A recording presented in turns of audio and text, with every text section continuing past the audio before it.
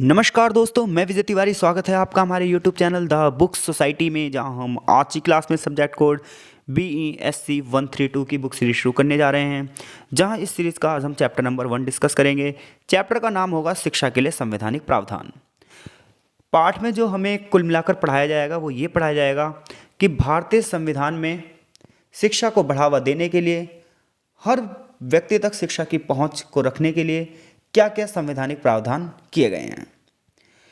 तो देखिए, हम सभी जानते हैं कि किसी भी सभ्य समाज के विकास के लिए शिक्षा एक महत्वपूर्ण योगदान देती है। ऐसे में हर एक देश की सरकार ये प्रयास करती है कि उस देश के नागरिकों को एक उचित शिक्षा कैसे दी जाए, जिससे न सिर्फ वह व्यक्ति अपना विकास कर सके बल्कि देश के विकास के लिए भी योगदान दे सके। तो ऐसे में जब भारत आज़ाद हुआ तो भारत के सामने भी यही समस्या थी कि भारत जब एक लोकतांत्रिक देश बनेगा तो इस लोकतंत्र में जनता की भागीदारी कैसे होगी, उस डेमोक्रेटिक कंट्री का फ्यूचर क्या होगा, और जब देश के जो नागरिक होंगे उन्हें कैसे पता चलेगा कि मेरे क्या अधिकार हैं और मेरी क्या ड्यूटीज़ हैं, आने वाली पीढ़ियां हमारी कैसे होंगी। ये सब आज़ाद भारत के सामने प्रमुख प्रश्न थे। ऐसे में इन प्रश्नों के सॉल्यूशन के लिए हमारे संविधान में बहुत सारे प्रावधान किए गए ताकि प्रत्येक व्यक्ति सक्षम बन सके और न सिर्फ अपना विकास बल्कि देश के विकास और अपनी सोसाइटी के विकास में भी योगदान दे सके। ऐसे में 9 दिसंबर 1946 को संविधान बनने की शुरुआत हो चुकी थी और 26 नवंबर 1949 को हमारा संविधान बनकर तैयार हो गया था। 26 जनवरी 1950 को हमारा संविधान लागू किया गया और इसके बाद हम एक गणतंत्र देश के रूप में सबके सामने उभरे। संविधान के सामने बहुत सारी चुनौतियां थी, बहुत सारे मुद्दे थे, बहुत सारी समस्याएं थी, और उन सभी समस्याओं में सबसे बड़ी समस्या ये थी कि अपने नागरिकों के हित के लिए क्या किया जाए, उस देश की शिक्षा का क्या प्रावधान किया जाए जिस देश को वर्षों से लूटा गया था। तो हमारे संविधान में बहुत सारे आर्टिकल शिक्षा से संबंधित हैं जो और समय समय पर विभिन्न संवैधानिक संशोधनों के माध्यम से शिक्षा के लिए बड़े स्तर पर प्रयास किए गए हैं। ऐसा इस चैप्टर की प्रस्तावना कह रही है। आगे इस चैप्टर की जो शुरुआत होती है वो शुरुआत यहाँ से होती है। पेपर से जो प्रश्न बनते हैं वो प्रश्न ये बनते हैं कि भारतीय संविधान में शिक्षा के लिए क्या संवैधानिक प्रावधान किए गए हैं। तो आप यहाँ पॉइंट टू पॉइंट आंसर लिखेंगे और इसके साथ साथ मैंने जो भी चीज़ें इंपॉर्टेंट हैं वो हाईलाइट कर रखी हैं। आप चाहें तो उसका स्क्रीनशॉट लेके अपनी कॉपी में लिख सकते हैं, उसके पॉइंट्स बना सकते हैं। इसके अलावा लेक्चर यदि आपको समझ में आए तो लेक्चर को लाइक ज़रूर कीजिए और चैनल को सब्सक्राइब भी ज़रूर कीजिए। तो देखिए, जब हम भारतीय संविधान की बात करते हैं तो भारतीय संविधान में सबसे पहले संविधान की एक प्रस्तावना दी गई है।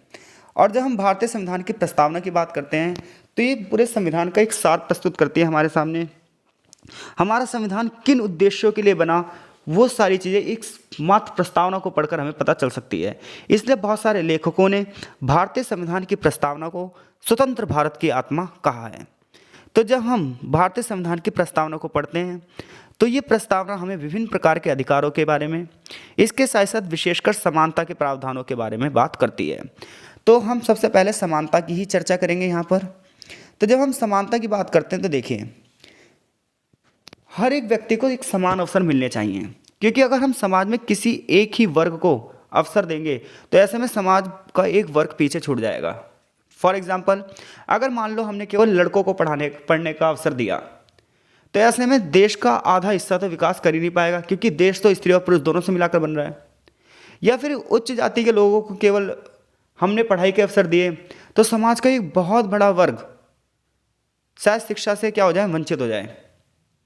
तो ऐसे में अगर हमें देश का समग्र विकास करना है, एक देश का संपूर्ण विकास करना है, तो उसके लिए हमें जो भी अपॉर्चुनिटी देनी होगी, जो भी अवसर देने होंगे, उसमें बिना कोई भेदभाव के सभी को अवसर मिलने चाहिए।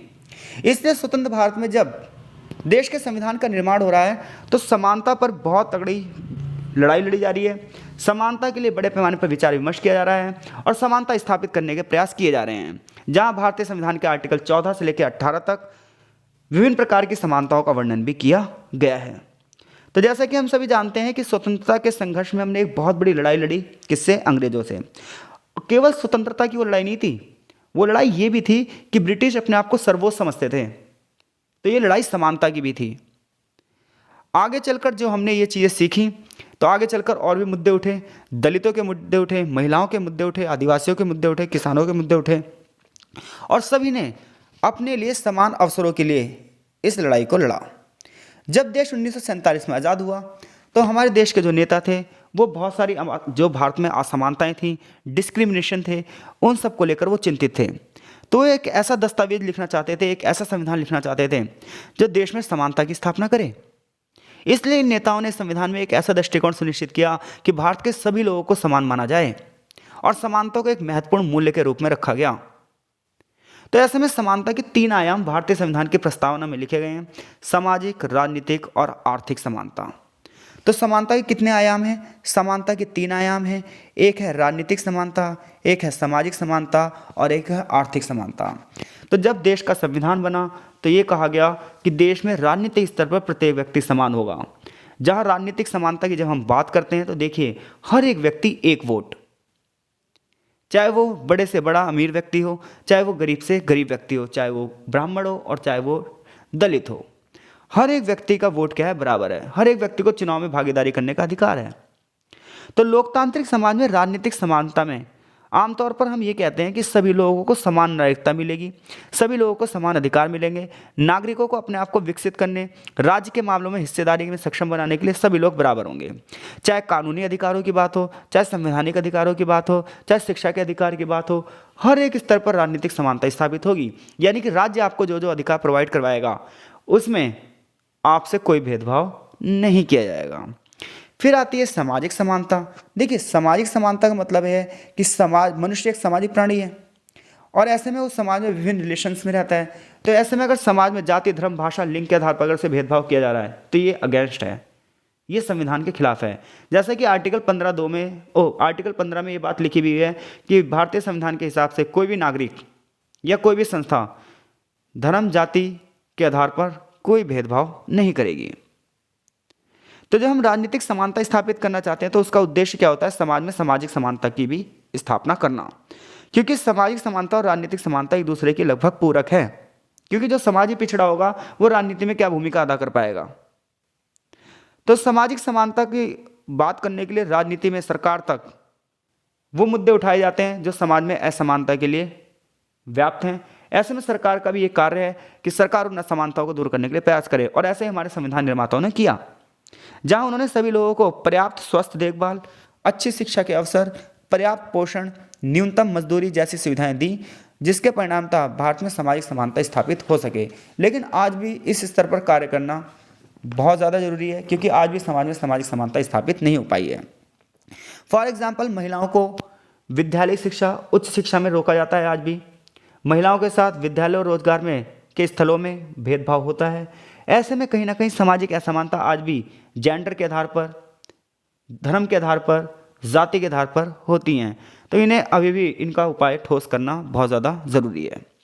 अगली असमानता आर्थिक असमानता है। जब हम आर्थिक असमानता की बात करते हैं तो समाज में एक वर्ग बहुत उच्च है और एक वर्ग बहुत निम्न है। तो किसी व्यक्ति, वर्ग या धन संपत्ति के आधार पर जो अंतर है ये आर्थिक असमानता कहलाती है। और लोकतांत्रिक समाज में हर एक सरकार ये प्रयास करती है किस प्रकार से आर्थिक समानता को बढ़ावा दिया जाए। तो भारत के संविधान की प्रस्तावना में 3 प्रकार के न्याय की चर्चा की गई है। 3 प्रकार के समानता की बात की गई है: सामाजिक समानता, आर्थिक समानता और राजनीतिक समानता।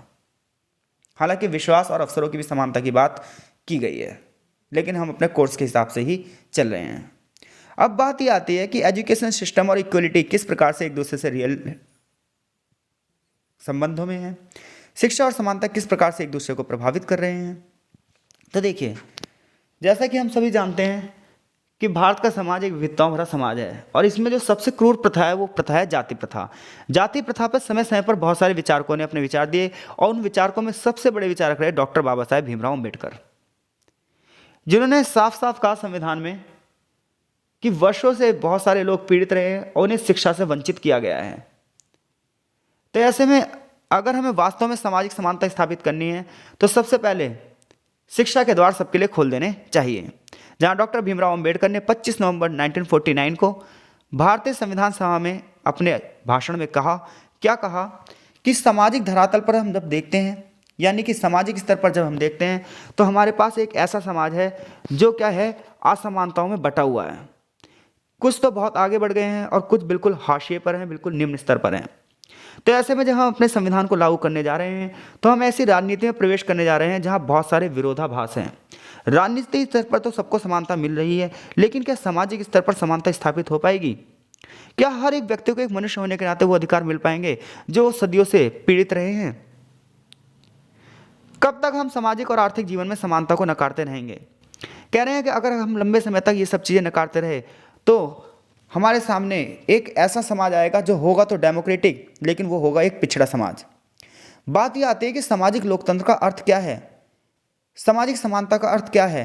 तो इसका अर्थ जीवन जीने का एक ऐसा तरीका है जहाँ स्वतंत्रता हो, समानता हो, भाईचारा हो, किसी के आधार पर कोई भेदभाव ना हो, हर किसी को शिक्षा चिकित्सा के अवसर समान प्राप्त हों, कानून के समक्ष सभी लोग समान हों, स्वतंत्रता और समानता एक दूसरे की पूरक हो। ऐसा ना हो कि लोगों को स्वतंत्र कर दिया गया है लेकिन समाज में असमानताएं हैं, और समाज में अगर समानता स्थापित है तो इसका मतलब ये नहीं कि लोगों की स्वतंत्रता छीन ली गई।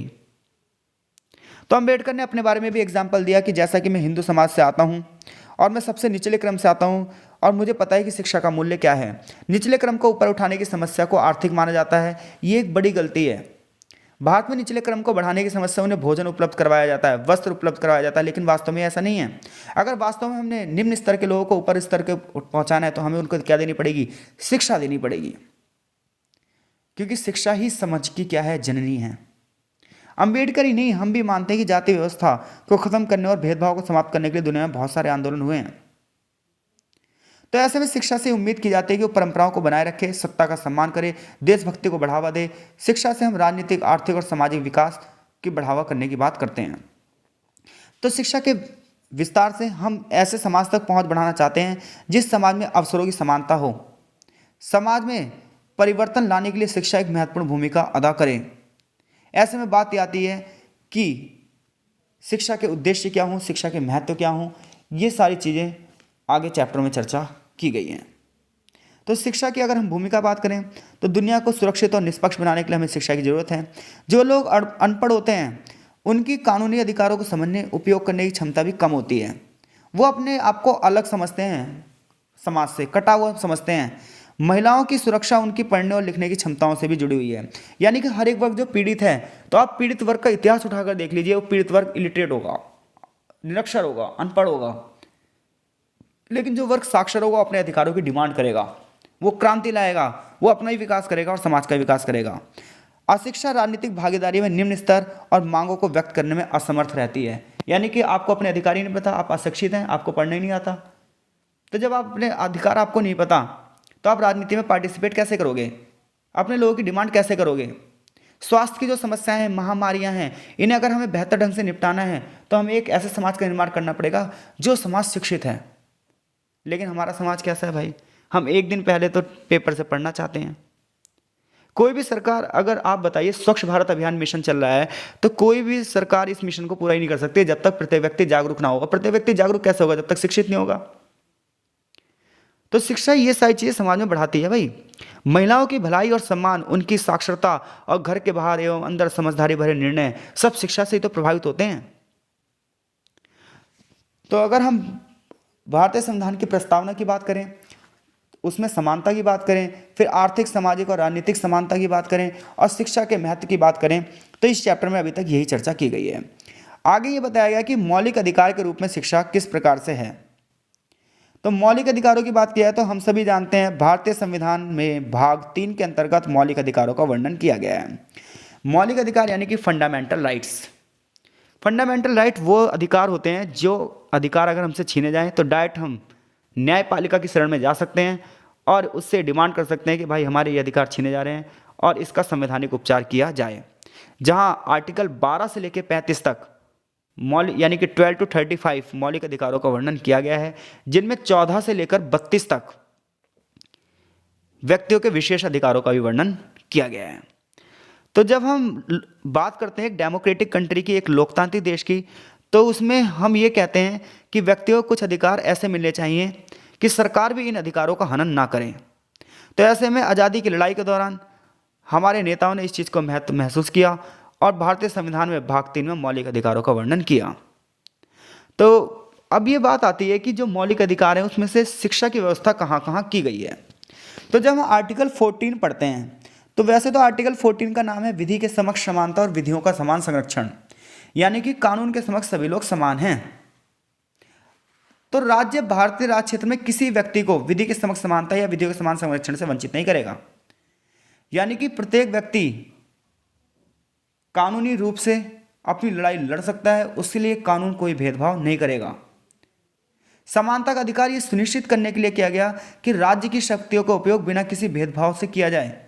शिक्षा के संबंध में प्रवेश के जितने भी नियम है उसे हिसाब से लागू किया जाए कि सभी को शिक्षा प्राप्त हो सके। देखिए, जब हम कह रहे हैं विधि के समक्ष समानता है यानी कानून के समक्ष समानता है, तो जितने भी सार्वजनिक विद्यालय होंगे वो सभी के लिए खुले हुए हैं। ऐसा नहीं है कि इसमें उच्च जाति के लोग जाएंगे या निम्न जाति के लोग जाएंगे। तो जब हम ये बात करते हैं कानून के समक्ष समानता, तो हम सोचते हैं कि केवल कोर्ट कचहरी और पुलिस, लेकिन ऐसा नहीं है। कानून के समक्ष समानता अपने आप में एक बहुत बड़ा वर्ड है अगर हम इसकी कानूनी व्याख्या करें तो, जिसका अर्थ यह है कि सार्वजनिक स्थल पर आप पूर्णता आपके साथ कोई भी भेदभाव नहीं किया जा सकता।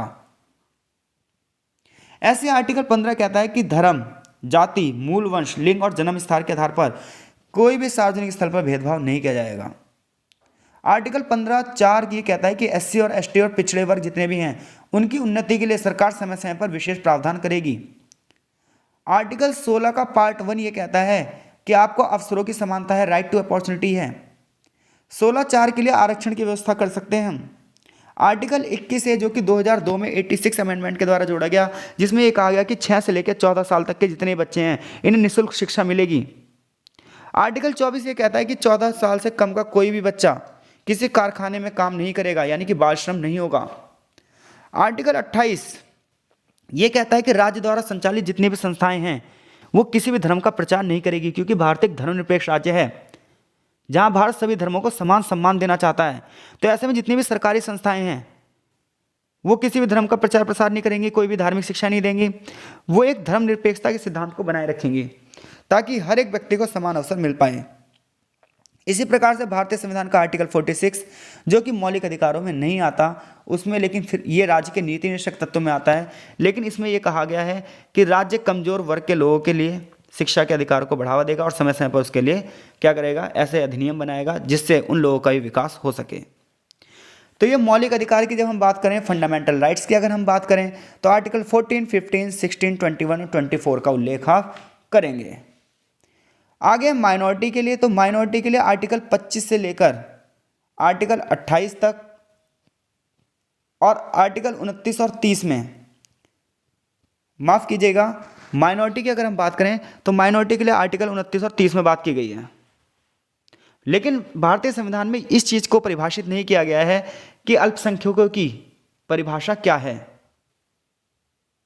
तो देखिए, जब हम मौलिक अधिकारों की बात करते हैं तो आर्टिकल 14 से लेकर 18 तक समानता है, 19 से 22 से स्वतंत्रता है, 23 और 24 में शोषण के विरुद्ध अधिकार है, आर्टिकल 25 से 28 तक धार्मिक समानता की बात की गई है और 29 और 30 में माइनॉरिटीज़ की बात की गई है, यानी कि अल्पसंख्यकों के सांस्कृतिक और शैक्षिक अधिकारों की बात की गई है।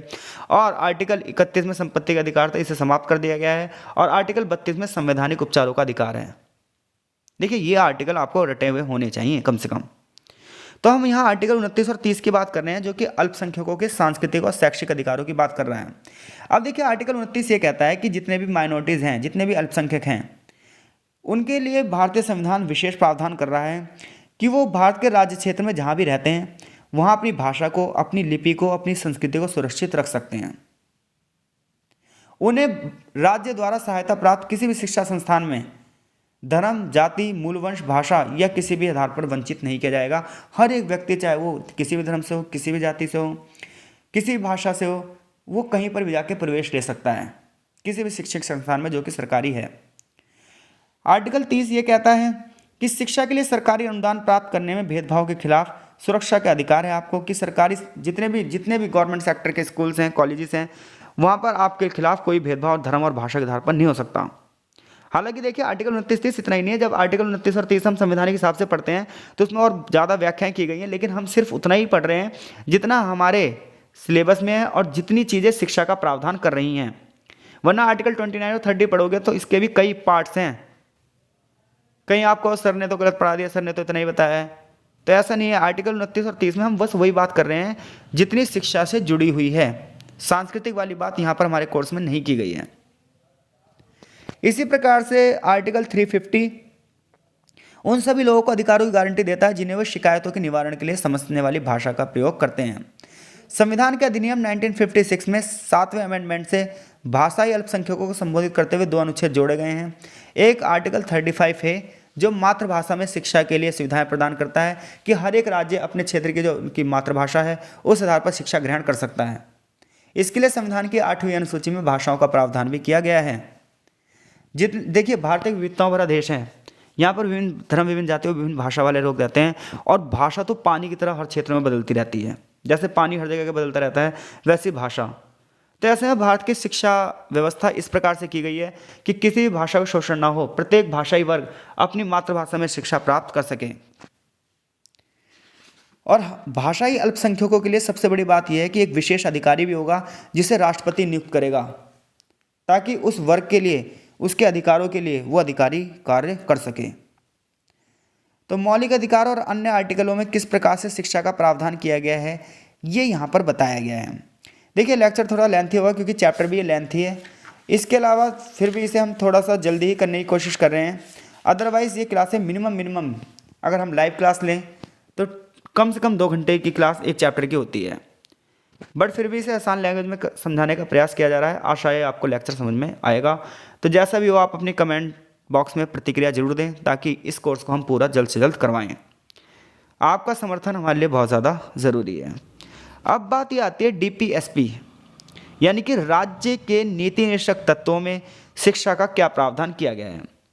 तो देखिए, राज्य के नीति निर्देशक तत्व जो हैं ये राज्य को ये निर्देश देते हैं कि राज्य सामाजिक कल्याण के लिए कार्य करे। जहां आर्टिकल 36 to 51 तक राज्य के नीति निर्देशक तत्व की बात की गई है, लेकिन हम यहां पर सिर्फ उन्हीं आर्टिकल की बात करेंगे जिनका संबंध किससे है, शिक्षा से है। तो राज्य के नीति निर्देशक सिद्धांत जो है वो 3 चीज़ों की सूची हमें दिखाते हैं कि एक समाज के क्या लक्ष्य होने चाहिए, क्या उद्देश्य होने चाहिए।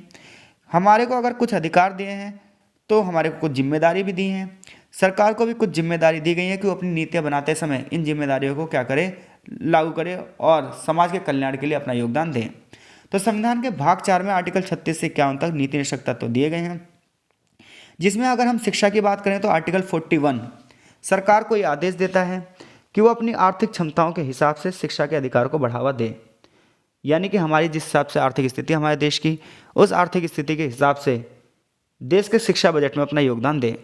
इसी प्रकार से आर्टिकल 45 निःशुल्क और अनिवार्य शिक्षा की बात करता है कि देश में निःशुल्क और अनिवार्य शिक्षा होनी चाहिए। इसके तहत सरकार 8वीं तक के बच्चों को फ्री शिक्षा देती भी है। पहले 5वीं तक थी, इसे बढ़ाकर 8वीं तक कर दिया गया है। 86 अमेंडमेंट के द्वारा आर्टिकल 21A में मौलिक अधिकार की बात की गई और ये कहा गया कि 6 से लेकर 14 साल तक के बच्चों को फ्री शिक्षा दी जाएगी। तो आर्टिकल 21A को बाद में जोड़ा गया है और कब जोड़ा गया है, 86 अमेंडमेंट 2002 में, जिसमें शिक्षा को मौलिक अधिकार का दर्जा दे दिया गया है। इसके अलावा आर्टिकल 46 की हम बात करें तो जनता, जितनी भी दुर्बल वर्ग की जनता है, निम्न वर्ग की जनता है, SC ST और अन्य जितने भी लोग हैं जिन्हें सामाजिक अन्याय का शिकार होना पड़ा है, उन्हें समाज में न्याय दिलवाएगा। आर्टिकल 46 ये कहता है कि सरकार ऐसी व्यवस्था करे कि ऐसे लोगों को उत्पीड़न ना हो, ऐसे लोगों को भी शिक्षा प्राप्त हो सके जिन्हें वर्षों से शिक्षा से वंचित किया गया है। तो ये राज्य के नीति निर्देशक सिद्धांतों में शिक्षा की बात की गई थी। आगे चैप्टर में भाषा नीति की बात की गई है। तो जब हम बात करते हैं भारत की, तो भारत में भाषा को लेकर बहुत बार विवाद हुए हैं कि देश की राजकीय भाषा कौन सी होगी, मातृभाषा कौन सी होगी, राष्ट्रीय भाषा कौन सी होगी। जब संविधान का निर्माण हो रहा था तब भी कुछ लोग ये चाहते थे हिंदी मातृभाषा हो, हिंदी राजभाषा हो। कुछ लोग कहते थे साउथ इंडियंस की, हमें जब हिंदी नहीं आती तो हिंदी हमारी राजभाषा कैसे हो सकती है। ऐसे में त्रिभाषीय फॉर्मूले को अपनाया गया और ये कहा गया कि जो है 15 सालों तक सरकारी कामकाज की भाषा अंग्रेजी होगी। संविधान की 8वीं अनुसूची में भाषा के मुद्दे को रखा गया, क्योंकि जब आप ज्ञान प्राप्त करना चाहते हैं, शिक्षा प्राप्त करना चाहते हैं, तो भाषा तो एक महत्वपूर्ण मुद्दा उठना ही है। तो ये सिर्फ राजनीतिक मुद्दा नहीं है बल्कि एक सामाजिक मुद्दा भी है। और अगर हम शिक्षा के स्तर पर बात करें तो ऐसे में शिक्षा तक पहुंच के लिए भाषा के बैरियर को तोड़ दिया गया और संविधान की 8वीं अनुसूची में उस समय 14 भाषाएं, आज 22 भाषाओं को दर्ज किया गया है। समय समय पर सरकार और राष्ट्रपति मिलकर भाषा के प्रोत्साहन को, भाषाओं के संवर्धन के लिए अपने अपने प्रयास करेंगे। ऐसा आर्टिकल 350 का ए कहता है 350A आर्टिकल ये कहता है कि प्रत्येक राज्य और राज्य के भीतर प्रत्येक जो स्थानीय अधिकारी हैं जो कि भाषाई अल्पसंख्यक वर्गों से संबंधित हैं, वो ये प्रयास करेंगे कि प्राथमिक स्तर पर, प्राइमरी लेवल पर मातृभाषा में शिक्षा दी जाए। त्रिभाषी सूत्र होगा, यानी कि 3 भाषा फॉर्मूला अपनाया गया है। इसके साथ साथ भारत में शिक्षा पर सबसे पुराना जो वैधानिक निकाय है, central advisory board on education CABE ने भी 1940 के दशक में विद्यालय शिक्षा में भाषाओं पर चर्चा की और इसने कहा कि विद्यालय शिक्षा के विभिन्न स्तरों पर सिखाई जाने वाली भाषाओं की संख्या बढ़ानी चाहिए, दूसरी और तीसरी भाषाओं का परिचय होना चाहिए, इंग्लिश की अलग भूमिका होनी चाहिए, हिंदी की अलग भूमिका होनी चाहिए, संस्कृत और अन्य भाषाओं की भूमिका अलग होनी चाहिए, वो अपने राज्य के स्तर पर हैं। तो जब हम त्रिभाषीय फॉर्मूले की बात करते हैं तो उसमें एक मातृभाषा होगी हर क्षेत्र की, दूसरी हमारे देश की आधिकारिक भाषा होगी और तीसरी हमें एक आधुनिक भारतीय यानी कि एक विदेशी भाषा भी सीखनी होगी, जिसमें अंग्रेजी को महत्वपूर्ण भाषा माना गया है। आगे चलकर राष्ट्रीय शिक्षा नीति 1986 में भी प्राथमिक और माध्यमिक चरणों में भाषाओं की बात की गई है। राष्ट्रीय शिक्षा नीति जो कि 2020 आई है, उसमें भी भाषा के ऊपर चर्चा की गई है। अब हम बात करते हैं भारत के संघीय ढांचे की। तो देखिए, संघ का मतलब क्या है? एक ऐसा देश जिसमें दोहरी सरकार हो, एक स्वतंत्र न्यायपालिका हो, प्रत्येक व्यक्ति को मौलिक अधिकारों की गारंटी दी गई हो, संवैधानिक प्रावधान हो, राज्य सरकारें और केंद्र सरकारें हों, तो हम कहेंगे उस देश का ढांचा कैसा है? संघीय ढांचा। ये पॉलिटिकल साइंस वाली बुक में हम पढ़ेंगे, यानी कि सब्जेक्ट कोड जो हमारा होगा BPSC 132। तो हमारे संविधान ने कहा कि भारत एक राज्यों का संघ होगा और इसके सिद्धांत भी संघवाद के आधार पर होंगे। केंद्र स्तर पर सरकारें होंगी, राज्य स्तर पर सरकारें होंगी, स्थानीय स्तर पर पंचायतें होंगी। हालांकि शुरुआत में पंचायतें नहीं थी, ये 1992 के बाद आई हैं। तो ऐसे में भारतीय संविधान की 7वीं अनुसूची में केंद्र सरकार क्या कार्य करेगी, राज्य सरकार क्या कार्य करेगी, इसके बारे में वर्णन किया गया है। अब ऐसे में केंद्र जो सूची थी उसमें केंद्र सरकार के विषय रखे गए थे कि हाँ भाई केंद्र सरकार ये काम करेगी, जिसमें 99 विषय थे, लेकिन हमें उन 99 विषयों से कोई लेना देना नहीं है। इसी प्रकार से राज्य सूची में स्टेट गवर्नमेंट क्या काम करेगी, 61 विषय थे, और संवर्ती सूची में दोनों मिलकर काम करेंगे।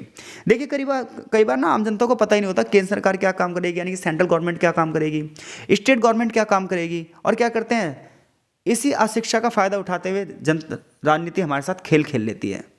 लेकिन हर एक बंदे को ये पता हो कि कौन सा काम सेंट्रल गवर्नमेंट का है, तो हम क्रिटिसाइज किसको करेंगे? सेंट्रल गवर्नमेंट को। कौन सा काम स्टेट गवर्नमेंट का है, तो हम क्रिटिसाइज किसको करेंगे? आलोचना किसकी करेंगे? राज्य सरकार की। तो इसके लिए क्या पढ़ना पड़ेगा भाई? शिक्षा तो होनी चाहिए ना।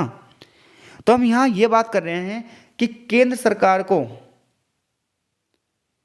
शिक्षा संबंधित क्या क्या शक्तियां दी गई।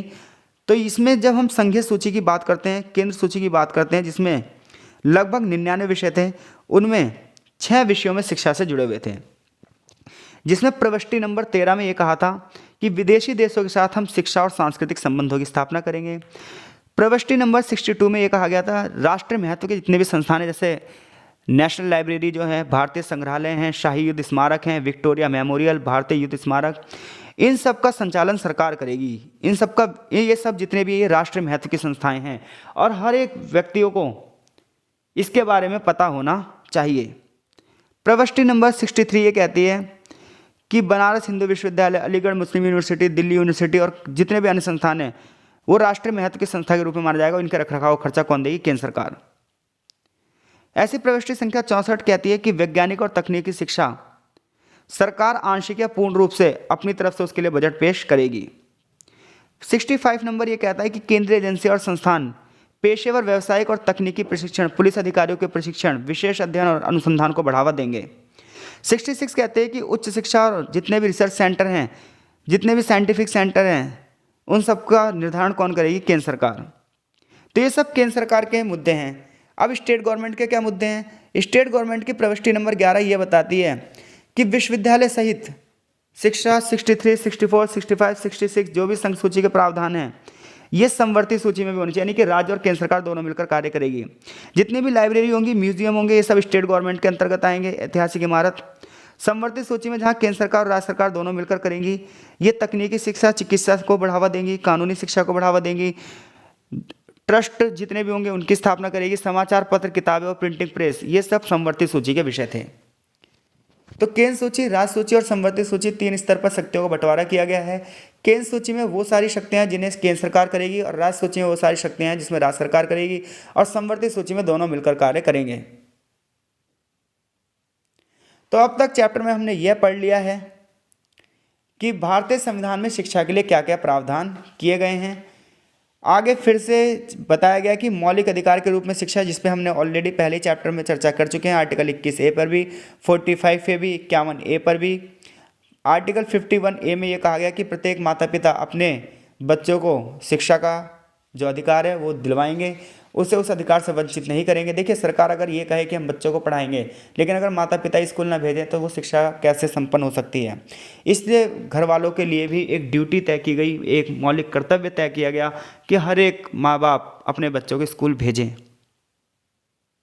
तो शिक्षा के अधिकार की अगर हम विशेषता की बात करें तो 6 से 14 साल की आयु के प्रत्येक बच्चे को निःशुल्क और अनिवार्य शिक्षा होगी, ये शिक्षा का अधिकार अधिनियम कहता है। पड़ोस में विद्यालय होंगे, यानी कि नज़दीकी विद्यालय होंगे। पहले ऐसा था, दूर दूर विद्यालय थे तो बच्चे जब भी शिक्षा नहीं ले पाते थे। तो ये कहा गया कि शिक्षा के अधिकार अधिनियम में ये कहा गया कि 1 किलोमीटर के अंदर अंदर प्राइमरी विद्यालय होने चाहिए और 3 किलोमीटर के अंदर अंदर प्राथमिक और माध्यमिक विद्यालय। वित्त विहीन निजी मान्यता प्राप्त विद्यालय और विशेष श्रेणी के विद्यालय को 25% बच्चों को कक्षा 1 में प्रवेश देने पड़ेंगे, यानी कि जितने भी निजी विद्यालय हैं इन सबको 25% सीटें गरीब बच्चों के लिए आरक्षित करनी पड़ेगी। प्रवेश के लिए कैपिटेशन शुल्क और स्क्रीनिंग प्रक्रिया नहीं होगी। आयु प्रमाण पत्र की कमी और प्रवेश की विस्तारित अवधि के लिए किसी बच्चे को विद्यालय में प्रवेश से वंचित नहीं किया जाएगा, यानी किसी के पास आयु प्रमाण पत्र नहीं है तो इसका मतलब ये नहीं कि स्कूल से भगा दे। अधिनियम किसी भी कक्षा में रोके जाने और प्राथमिक शिक्षा के पूरे होने तक विद्यालय में बच्चे के निष्कासन पर रोक लगाता है, यानी कि 6 से 14 साल तक की आयु के प्रत्येक बच्चे को शिक्षा मिलेगी, किसी भी आधार पर आप रोक नहीं सकते। अगले चैप्टर में इन पर और भी अच्छे से चर्चा की जाएगी, यहाँ पर केवल कुछ ही पॉइंट बताए गए हैं। तो शिक्षा का अधिकार अधिनियम जो है ये अधिनियम भी शिक्षा को बढ़ावा देने की बात करता है। आगे चैप्टर में दिव्यांग व्यक्तियों की शिक्षा को बढ़ावा देने के लिए बात की गई है। ये सब हम ऑलरेडी पहले चैप्टर में चर्चा कर चुके हैं, तो लेक्चर को बड़ा बनाने की कोई ज़रूरत नहीं है। यहाँ अगर हम दिव्यांग व्यक्तियों की शिक्षा को बढ़ावा देने की बात करें तो आर्टिकल 45 ये कहता है, यानी कि आर्टिकल 45 ये कहता है कि 14 साल तक के सभी बच्चों को निःशुल्क और अनिवार्य शिक्षा मिलेगी, अब चाहे इसमें वो बच्चा दिव्यांग ही क्यों ना हो। इसके अलावा आगे चलकर जो कोठारी आयोग 1964 आया था, इसने भी दिव्यांग बच्चों की शिक्षा पर विशेष जोर दिया था। राष्ट्रीय शिक्षा नीति 1986, IRCI अधिनियम 1992, राष्ट्रीय ट्रस्ट अधिनियम 1999, दिव्यांग व्यक्ति अधिनियम 1995 और दिव्यांग व्यक्तियों के अधिकार अधिनियम 2016 लगातार दिव्यांग व्यक्तियों की शिक्षा बढ़ावा देने के लिए कार्य कर रहे हैं। इससे पता चलता है सरकार भी दिव्यांग व्यक्तियों की शिक्षा के लिए कितनी ज़्यादा प्रेरित है। और अब तो इसके लिए आरक्षण व्यवस्था भी की गई है, जहां दिव्यांगजन अधिकार अधिनियम यानी कि RPWD अधिनियम 2016, जिसमें इस चीज़ को बल दिया गया है कि हर एक व्यक्ति को गरिमा का अधिकार है, हर एक मनुष्य होने के नाते सम्मान पाने का अधिकार है और ऐसे में उसे शिक्षा के अधिकार से वंचित नहीं किया जा सकता। तो यहाँ से यहाँ तक यही चीज़ लिखी है। आगे चैप्टर में एक निष्कर्ष दिया हुआ है। प्रश्न बनते हैं, त्रिभाषीय सूत्र या फिर शिक्षा भारतीय संविधान की समवर्ती सूची में इसे वहाँ रखने के क्या लाभ हैं। शिक्षा का अधिकार अधिनियम 2009 के अनुसार शिक्षकों की भूमिकाएं और जिम्मेदारी क्या हैं। भिन्न क्षमता वाले बच्चों की सीखने की सुविधा में एक शिक्षक की भूमिका क्या हो सकती है। तो देखिए, अगर आप ये सोचें कि चैप्टर नंबर 1 से ही सही प्रश्न के उत्तर दे देंगे तो ऐसा नहीं है। चैप्टर नंबर 1 सिर्फ एक इंट्रो है। आप 5-6 चैप्टर कंप्लीट कर लीजिए, तो उसके बाद जाके आप अच्छे अच्छे प्रश्नों के उत्तर देने शुरू करेंगे। तो आई होप सो ये लेक्चर आपको समझ में आया हो। लेक्चर थोड़ा सा लेंथी था, ऐसा आप कह सकते हैं, लेकिन अगर वास्तव में आप इस चैप्टर को पढ़ें तो मिनिमम 2 आवर का इसमें लेक्चर होता है। तो आई होप सो आपको ये समझ में आया होगा। मिलते हैं आपसे नेक्स्ट चैप्टर की वीडियो में, तब तक के लिए आपका बहुत बहुत धन्यवाद।